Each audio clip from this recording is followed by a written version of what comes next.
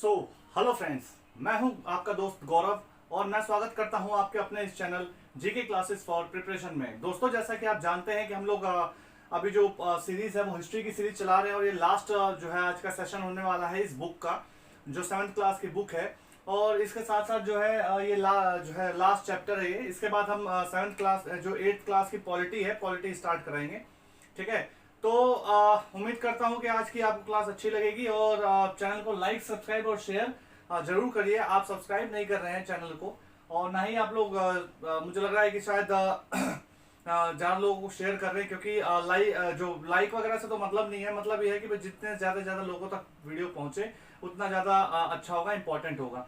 ठीक है, क्योंकि एग्जाम के पॉइंट ऑफ व्यू से ये जो सेशन चल रहा है बहुत ज्यादा इंपॉर्टेंट है। अभी बेसिक चीजें क्लियर करा रहे हैं। जैसा आपको पता है कि संडे को हमने एक स्पेशल क्लास भी ली थी। ठीक है, जिसके बारे में जिसमें हमने ये जाना था कि किस तरीके से दूसरे जो जो हमारा जो संविधान है किस तरीके से दूसरे देशों के स्रोतों से लेकर किस तरीके से उसको तैयार किया गया, किस तरीके से जो इंपॉर्टेंट चीजें हैं किस तरीके से उसको जो है ली गई थी। ठीक है, तो चलिए शुरू करते हैं आज का जो सेशन है। तो आज हम बात करने वाले हैं जो 18वीं शताब्दी में नए राजनीतिक जो गठन हुए, यानी जो मुगल साम्राज्य था, मुगल साम्राज्य के जैसे जैसे मुगल साम्राज्य जो है पतन की ओर बढ़ रहा था, जैसे जैसे कमजोर हो रहा था, तो वैसे ही हम लोग जो है देखते हैं कि समय किस तरीके से परिवर्तित हो रहा था। और जो जो दूसरे कह सकते हैं कि जो दूसरी जो जैसे सूबेदार थे या इस तरीके के जो लोग हुआ करते थे उस समय, जो थोड़े से मजबूत हुए, उन्होंने एक नए जो है अपना जो है क्षेत्र स्थापित करना शुरू कर दिया। ठीक है, तो 18वीं शताब्दी से पहले कुछ महत्वपूर्ण घटनाएं घटी थी। कई स्वतंत्र राज्यों के उदय से मुगल साम्राज्य की सीमाएं किस तरह बदली, वो हम बात करने वाले हैं। ठीक है, तो 1765 तक ब्रिटिश सत्ता ने जो हम देखते हैं कि पूर्वी भारत के बड़े से हिस्से को जो है हड़प लिया था। इस अध्याय में हम 18वीं सदी के पूर्वार्ध में, यानी 1707 से लेकर जब औरंगजेब की मृत्यु हुई थी और 1761 तक पानीपत की जो तीसरी लड़ाई जो लड़ी गई थी, ठीक है, तो के दौरान जो महत्वपूर्ण जो हम देखते हैं कि उपमहाद्वीप में जो हुई जो उत्पन्न हुई नई राजनीतिक जो शक्तियां थी उसके बारे में पढ़ने वाले हैं। तो आइए शुरू करते हैं। मुगल साम्राज्य और परवर्ती मुगलों के लिए संकट की स्थिति।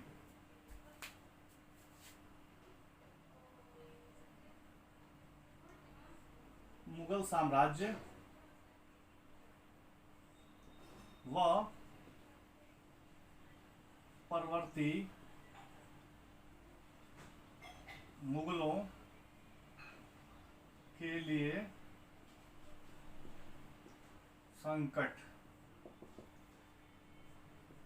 इससे हमें क्या समझ में आता है, इस चीज से हमें क्या समझ में आता है कि मुगल साम्राज्य व परवर्ती मुगलों के लिए संकट। इससे हमें यह समझ में आता है कि जैसे हमने कहा कि जिस तरीके से जब औरंगजेब की जब मृत्यु हुई, तो औरंगजेब की मृत्यु के बाद बहुत ज्यादा जो है जो जो मुगल जो सत्ता थी बहुत ज्यादा कमजोर हो गई। ठीक है, तो हमने बात की थी कि किस प्रकार मुगल साम्राज्य अपनी सफलता की ऊंचाइयों तक पहुंचा था। ठीक है, और फिर 17वीं शताब्दी के अंत में उसने अपने मतलब हम कहते हैं कि उसके सामने नए तरह के संकट आ खड़े हुए थे। तो ये संकट कौन कौन से थे, इन संकटों का कारण क्या था, ठीक है, उसके बारे में हम लोग बात करेंगे। तो पहला जो संकट था उसके बारे में हम बात करते हैं। ये था कि औरंगजेब ने दक्कन में, यानी 1679 से जो है लंबी लड़ाई लड़ते हुए साम्राज्य के सैन्य और वित्तीय संसाधनों पर बहुत अधिक खर्च कर दिया।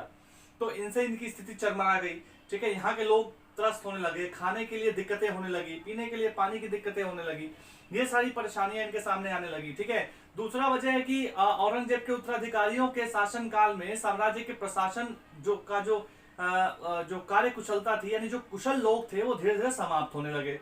ठीक है, मनसबदारों, और तीसरा है कि मनसबदारों के शक्तिशाली वर्गों को वश में करना जो है कठिन हो गया, क्योंकि ये दिन पर दिन बहुत ज्यादा मजबूत हो रहे थे और इनकी जो शक्ति थी ना वो बढ़ती जा रही थी।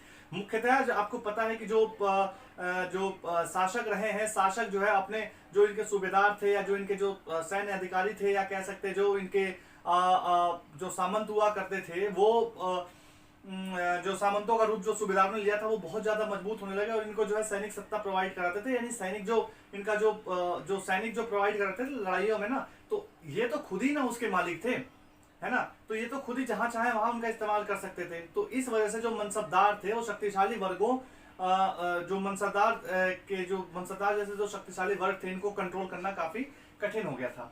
ठीक है, तो चौथा हम बात करते हैं सूबेदार के रूप में नियुक्त अभिजात जो थे वो अक्सर राजस्व और सैन्य प्रशासन यानी दीवानी और फौजदारी दोनों कार्यालयों पर नियंत्रण जो है रखने लगे। ठीक है, उनके हाथ में जो है काफी जो है मजबूती आ गई, काफी उनके हाथ में पावर आ गई। ठीक है, छठा जो पांचवा कारण है, उन्हें राजनीतिक आर्थिक व सैन्य शक्तियां मिली। वो राजधानी में पहुंचने वाला जो है राजस्व कम होता गया, जिसकी वजह से वहां के लोग जो है परेशान होने लगे।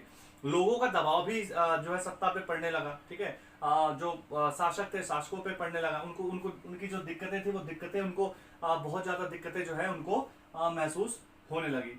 तो हम ये सारी चीजें जो है देखते हैं और इसके कारण जो था जो मुगल साम्राज्य का पतन जो है शुरू हो गया। ठीक है, अब हम देखते हैं कि जो मुगल साम्राज्य का पतन शुरू हुआ तो उसके साथ साथ जो हम देखते हैं कि काफी जो चीजें थी वो उभरनी शुरू हो गई। जैसे उत्तर व पश्चिमी भारत में जमींदारों और किसानों के विद्रोह जो थे वो शुरू हो गए, है ना। और उसके साथ साथ कृषक आंदोलन भी हुए। ठीक है, इसके साथ साथ जो जो कर का जो भार था, जो कर का जो बोझ था आम लोगों के ऊपर, उसका भी जो काफी जो है विरोध होने लगा। ठीक है, कभी सरदार जो थे वो विरोध करने लगे। ठीक है, सत्ता जो थी प्रांतीय सूबेदारों के हाथ में जाने लगी। ठीक है, स्थानीय जो सरदार थे और अन्य जो समूह थे जो सत्ता थी उनके हाथ में स्थानांतरित हो रही थी। ठीक है, जिसे औरंगजेब के उत्तराधिकारी इस बदलाव के मतलब जो ये बदलाव हो रहा था उस बदलाव को लोग रोक ना सके। ठीक है, उसको ये रोकने में जो है असफल हुए, क्योंकि उनके पास शक्तियां जो है शक्तिविहीन हो रहे थे, वो लोग काफी कमजोर हो रहे थे उस समय। अच्छा, इस आर्थिक और राजनीतिक संकट के बीच जो है ईरान के शासक नादिर शाह, आपने नाम जरूर सुना होगा नादिर शाह का, इसने 1739 में दिल्ली पर फायदा उठाया और आक्रमण कर दिया जी। ठीक है, यहां से काफी धन संपदा ये लूट कर ले गया और इसका देखा देखी, इसको देखते हुए अफगान का एक जो शासक था, हम कहते हैं कि अहमद शाह अब्दाली जो था, उसने लगभग हम देखते हैं कि 1748 से लेकर 1761 के बीच जो है लगभग उत्तर भारत पर 5 बार आक्रमण किया उसने। ठीक है, क्यों किया? तो वो भी जो है चीजें जो है वहां से सामान धन संपदा वगैरह लूट कर ले जाना चाहता था। तो जाहिर सी बात है कि ये जो चीजें थी वो पहले के से हमने जो है पढ़ी हुई हैं, हमने चीजें देखी हैं कि लोगों को ऐसा था कि लोगों के मन में कि जो है भारत जो है वो सोने की चिड़िया है और भारत जो है काफी धन संपदा वाला देश है।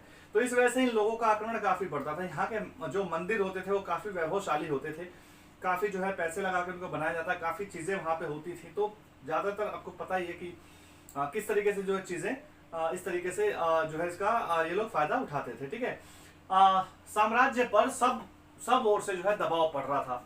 ठीक है, हम देखते हैं कि जो अभिजातों के विभिन्न समूहों की जो पारस्परिक प्रतिद्वंदिता जो थी उसने भी इसको प्रभावित किया और उसको कमजोर कर दिया। ठीक है, और अभिजात के जो दो बड़े गुट थे जिसमें ईरानी और तुरानी यानी तुर्क मूल के जो लोग थे, उन्होंने भी इसको प्रभावित किया। मुगल सम्राटों की सत्ता के पतन के साथ साथ बड़े प्रांतों के सूबेदारों और बड़े जमींदारों ने उपमहाद्वीप के विभिन्न भागों में अपनी स्थिति और ज्यादा जो है प्रबल कर ली, यानी अपनी दावेदारी और ज्यादा उन्होंने बढ़ा दी। ठीक है, जैसे अवध के रूप में देखने को मिलता है, बंगाल और हैदराबाद के रूप में देखने को मिलता है। अब हम बात करते हैं राजपूतों के बारे में। एक ऐसे ही शासक रहे राजपूत,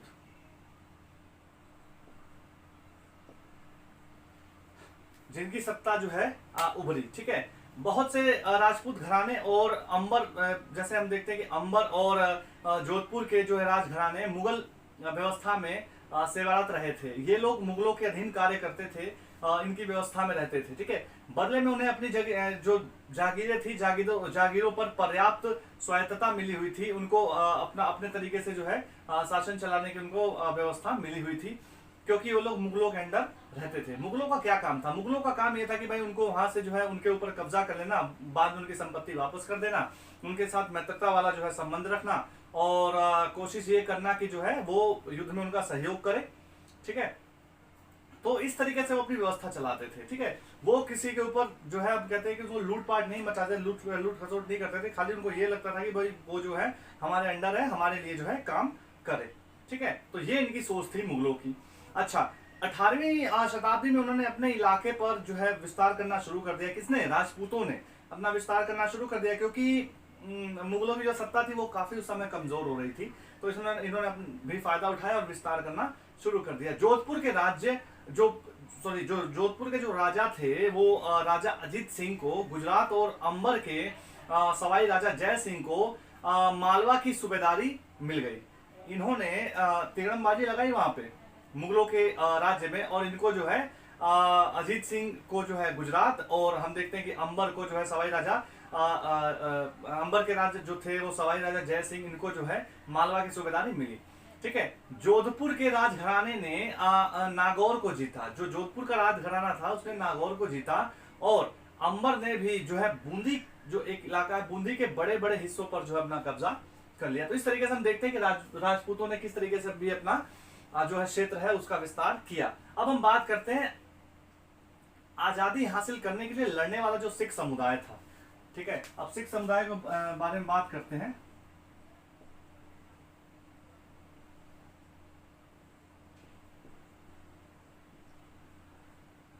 आजादी के लिए लड़ने वाला जो समुदाय था सिख समुदाय, तो हम देखते हैं कि सिख जो है 17वीं शताब्दी में एक राजनीतिक समुदाय के रूप में गठित हो गए, ठीक है। और इससे पंजाब के क्षेत्रीय राज्य निर्माण को भी बढ़ावा मिला, ठीक है। हम देखते हैं कि गुरु गोविंद सिंह ने 1699 में खालसा पंथ की स्थापना की थी, जैसे हमने पिछली क्लास में बात की थी, ठीक है। वह हम देखते हैं कि राजपूत व मुगलों के खिलाफ जो है इन्होंने लड़ाइयां भी काफी लड़ी हैं। इसके बाद जो है बंदा बहादुर जो आए और उनके नेतृत्व में काफी लंबी जो है लड़ाइयां चली, ठीक है। इसके साथ साथ हम देखते हैं कि खालसा ने जो है एक जो इनका एक पंथ है कह सकते हैं ग्रुप है, जो जिन्होंने मुगलों का विद्रोह किया, ठीक है। और सतलुज व यमुना नदियों के बीच जो है हम देखते हैं कि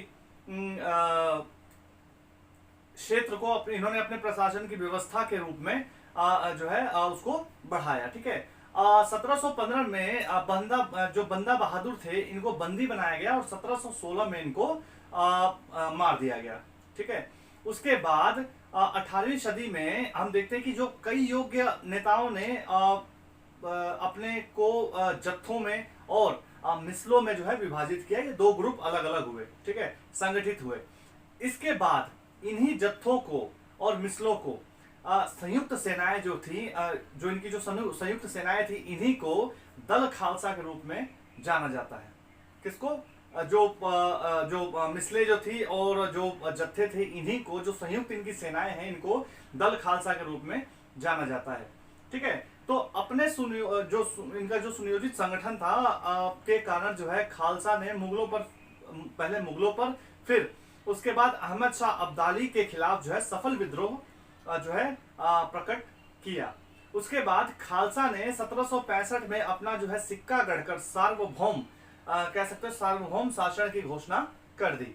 यानी 1765 में अपना इन्होंने सिक्का बनाया और उसके बाद इन्होंने सार्वभौम जो है शासन की घोषणा कर दी। 18वीं सदी के अंतिम भाग में सिख इलाके सिंधु से यमुना तक फैले हुए थे। ये विभिन्न शासकों में बटे हुए थे। उस समय जो शासक थे वो काफी शासक हो गए थे, धीरे धीरे उन्होंने अपना क्षेत्र विस्तार किया और काफी जो चीजें थी वो काफी बढ़ा ली। तो हमें देखने को काफी चीजें मिल जाती हैं कि किस तरीके से मुगलों की कमजोरी का फायदा, जैसे जैसे मुगल कमजोर हुए वैसे वैसे इनको जो है फायदा मिला। दूसरे जो शासक थे इन्होंने अपने क्षेत्रों का विस्तार करना शुरू कर दिया, ठीक है। अब हम बात करते हैं मराठा जो समुदाय था, ठीक है जी। आपने शिवाजी का नाम सुना होगा, ठीक है। ये भी मुगलों का जो है लगातार विरोध करते रहे थे, ठीक है। और जो शिवाजी थे 1627 से हम कहते हैं कि 1680 तक जो इनका समय पीरियड रहा हुआ है, ठीक है। और ये शक्तिशाली योद्धा जो थे बहुत ज्यादा, ठीक है। इन्होंने हम कहते हैं कि शक्तिशाली योद्धा परिवारों देशमुखों की एक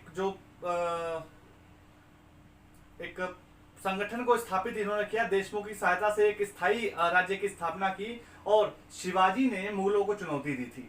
ठीक है, आपको बहुत अच्छे से पता होगा, शिवाजी के बारे में बहुत अच्छे से आप लोग जानते होंगे। वह सैन्य बल का इन्होंने प्रयोग किया था, इन्होंने सैन्य बल का प्रयोग किया। ठीक है, शिवाजी के उत्तराधिकारियों के शासन काल में पेशवा जो एक प्रधानमंत्री का रूप होता था उस समय के रूप में अच्छी जो है सेवाएं जो है देते थे।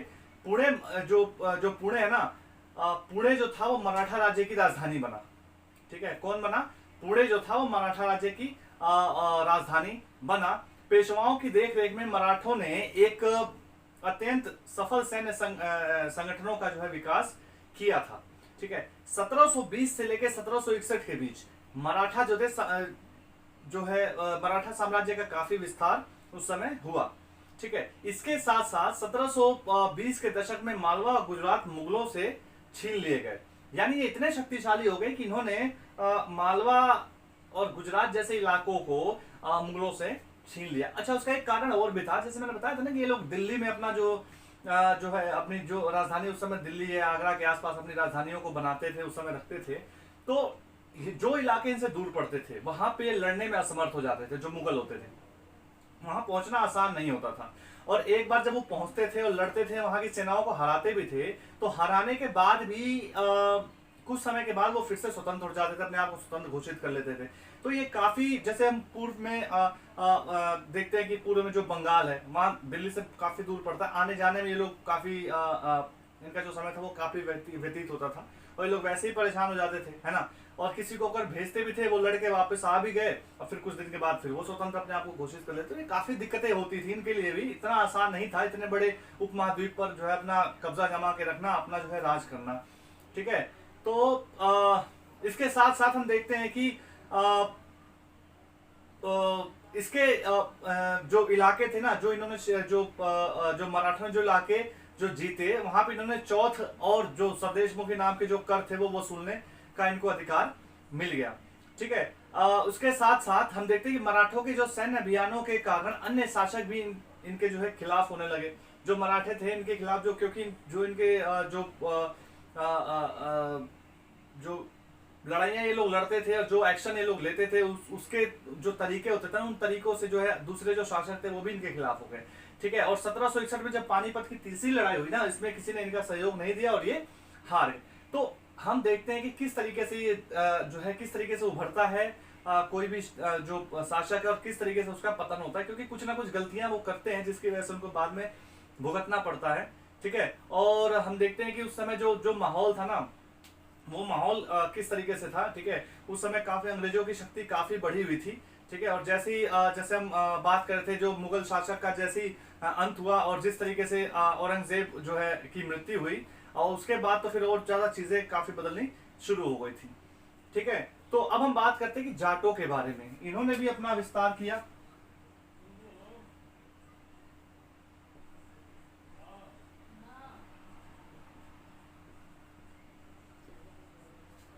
इन्होंने भी अपना विस्तार किया। ठीक है, अपने राज्यों को इन्होंने भी जो है इनका जो क्षेत्र था उसको बढ़ाने की कोशिश की। ठीक है, अन्य राज्यों की तरह जाटों ने भी 17वीं 18वीं शताब्दी में अपनी जो सत्ता सुदृढ़ करने की कोशिश की। अपने नेता चूड़ामन के नेतृत्व में इन्होंने दिल्ली के पश्चिमी क्षेत्र पर जो है नियंत्रण किया इन्होंने। ठीक है, कुछ अरसे के लिए वे आगरा शहर के अभिरक्षक भी बने। ठीक है, ये समृद्ध कृषक थे, और हम देखते हैं कि वे उनके प्रमुख क्षेत्रों में, जैसे हम देखते हैं कि पानीपत और बल्लभगढ़ जैसे जो है शहर महत्वपूर्ण व्यापारिक केंद्र बन गए थे। ठीक है, सूरजमल के राज में भरतपुर शक्तिशाली राज्य के रूप में उभरा था। जो सूरजमल थे ना, सूरजमल के जो राज में जो भरतपुर था वो काफी शक्तिशाली राज्य के रूप में उभरा, जहां भरतपुर का किला काफी, हम देखते हैं कि जो है काफी हद तक जो है सफल जो है रहा, काफी हद तक सुरक्षित रहा उस समय। ठीक है, जो उस समय जो ये जो चीजें थी ना, जो किला भी था, वो किला जो था वो पारंपरिक हम देखते हैं कि जो शैली से बनाया गया था। वहां के जो एक जो वहां दीग में जाटों ने अंबर और आगरा की शैलियों का समन्वय करते हुए एक विशाल बाग बनवाया था। जिस तरीके से हम देखते हैं कि मुगल काल में जिस तरीके से हमें चीजें देखने को मिलती थी, जो बिल्डिंग का स्ट्रक्चर होता था, जो बाग बनाए जाते थे, जो राजमहल बनाए जाते थे, जो चीजें जो बनाई जाती थी उस समय, इसका समन्वय यहाँ देखने को मिलता है। ठीक है। शाही वास्तुकला से जिन रूपों के पहली बार, जो जैसे मैंने बताया कि औरंगजेब और शाहजहां जो थे ना, उस युग में जो जोड़ा गया था, दीग की इमारतें, इन्हीं हम देखते हैं कि इन्हीं जो तरीकों से, इन्हीं नमूनों के ऊपर, इन्हीं चीजों के ऊपर जो है बनाई गई थी। तो जो जाट थे, जाट भी एक शक्ति के रूप में उभरे। ठीक है। जाहिर सी बात है, आपको पता है कि जो अंग्रेज थे, अंग्रेजों ने इन सबको दबाने की कोशिश की, दबाया भी, अपनी शक्ति का पूरा प्रदर्शन किया। 1857 की हम लोग क्रांति देखते हैं, किस तरीके से उन्होंने उसका जो है, एक समय तो काफी वो क्रांति उभरी और फिर उसके बाद एकदम से वो क्रांति को किस तरीके से दबाने में सफल हुए। ठीक है। किस तरीके से सत्ता परिवर्तन होता है, किस तरीके जो ईस्ट इंडिया कंपनी उसको बंद करती है, जो ब्रिटिश सत्ता है उसको, और वो फिर वो अपने हाथों में ले लेती है वहां की सत्ता, है ना। तो किस तरीके से जो चीजें परिवर्तित हो रही थी, तो हमें जो ये चैप्टर था उसमें हमें यही पढ़ना था कि किस तरीके से राजनीतिक विचार जो उभरे और किस तरीके से लोगों का जो है, लोग जो है किस तरीके से शासक अपनी शक्तियों के साथ उभरे हैं। ठीक है। तो अभी जो हम ये जो चैप्टर था वो हमारा आखिरी चैप्टर था हिस्ट्री का। इसके बाद हम 8th क्लास की पॉलिटी जो है, 8th क्लास की पॉलिटी स्टार्ट करेंगे। 8th की पॉलिटी यानी जो 8th क्लास का जो नागरिक शास्त्र है ना, हम उसको स्टार्ट करेंगे। ठीक है। हम जानेंगे अब समाज के बारे में, समाज कैसा और किस तरीके से उसके कार्य होते हैं। ठीक है। और स्पेशल क्लास हम लेकर आ ही रहे हैं आपके लिए हर संडे को। ठीक है। तो उम्मीद करता हूं कि आपको जो है ये क्लासेस जो अच्छी लग रही होंगी, चीजें समझ में आ रही होंगी। नहीं समझ में आए तो आप जरूर मैसेज करें, आप क्वेश्चन पूछ सकते हैं। ठीक है। आप चैनल को लाइक, सब्सक्राइब और शेयर करना ना भूलें। ठीक है। ये कृपया करके कर दिया करें, क्योंकि वैसे तो आप सब्सक्राइब भी करेंगे तो वैसे कोई फर्क नहीं पड़ने वाला इतना, लेकिन आपको कम से कम इतना फायदा जरूर होगा कि नई नई चीजें सीखने को मिलेंगी। ठीक है। मोस्टली क्या होता है कि लैंग्वेज समझ आने के ऊपर बात होती है। टीचर तो बहुत है, पढ़ाते हैं, लेकिन लैंग्वेज समझ आने के ऊपर बात होती है। अगर आपको लैंग्वेज अच्छे से समझ में आ रही है, चीजें समझ में आ रही है ना, तो आप समझ लीजिए कि उससे अच्छा टीचर आपके लिए कोई नहीं जो इतने अच्छे से जो आपको समझाए। ठीक है। और मैं जो क्लासेस लेके आता हूँ उसके पॉइंट लेकर आता हूँ अच्छे अच्छे, जो एग्जाम के पॉइंट ऑफ व्यू से बहुत ज्यादा इंपॉर्टेंट होते हैं। इस बेसिस पे आपका जो चैप्टर भी कवर हो जाता है और जो वहां से मुख्य जो चीजें होती है, मेन जो चीजें होती है, वो भी आपको प्रोवाइड हो जाती है। इसके साथ साथ हम लोग टेलीग्राम पे ना @GK क्लासेस फॉर प्रिपरेशन जो है, वहाँ पे टेलीग्राम में हर रोज का जो PDF है वहाँ डाल दिया जाता है। और यूट्यूब पे @गौरव के मिश्रा 95 के नाम से आप जो है चैनल को सर्च करके देख भी सकते हैं, आपको दिख जाएगा। इस नाम से आप सर्च करेंगे, आपको चैनल मिल जाएगा। ठीक है। तो उम्मीद करता हूँ आज की क्लास आपको अच्छी लगी होगी। इसी के साथ फिर मिलते हैं एक नई क्लास के साथ। तब तक के लिए नमस्कार, धन्यवाद।